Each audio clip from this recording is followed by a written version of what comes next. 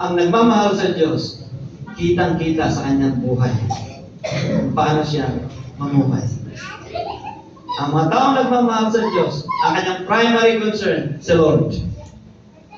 Pangalawa, ang kanyang concern, family. Pangatlo, ang kanyang concern, ministry. At kung ang primary concern mo ay sa Lord, makita yan sa buhay mo.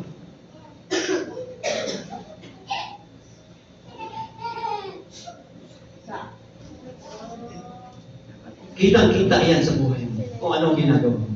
Kung mahal mo ang Panginoon.